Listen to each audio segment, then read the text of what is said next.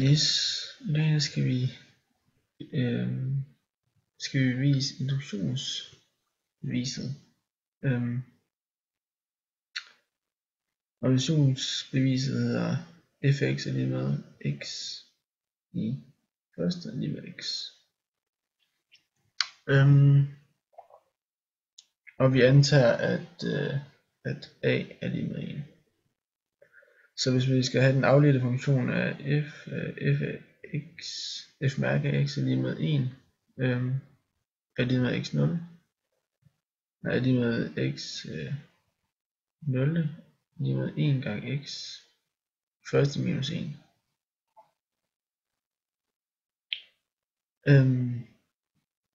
Så antager vi så at a den er lige med k i stedet for at a er lige med 1, så vi sætter i stedet for et tal, så sætter vi et decideret, så kan vi finde en decideret ligning eller bevis for sætningen. Og k det er dem der er sådan, k tilhører alle de naturlige tal.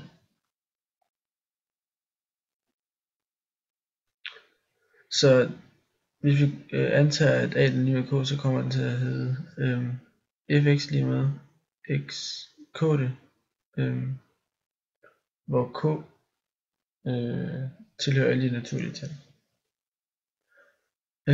Som så er lige med den afledte funktion, altså f af f mærke af x er lige med k gange x k det minus 1. Så siger vi så at i stedet for at a er lige med k, så siger vi så at a er lige med k plus 1. Og så går man ned og sidder fx er lige med x k plus 1, hvor k tilhører alle de naturlige tal. Så går man, hvor den så, hvis vi så skal aflede den, så går man til f mærke af x lige med k plus 1 gange x k plus 1 minus 1, som så kommer til at hedde k plus 1 gange x i k.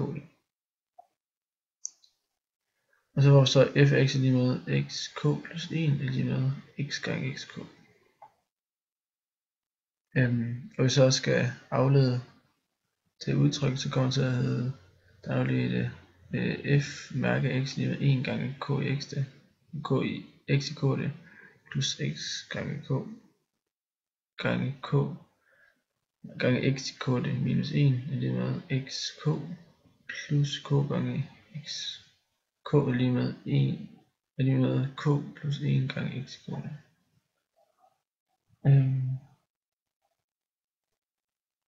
Ja, det er det jeg kan sige med.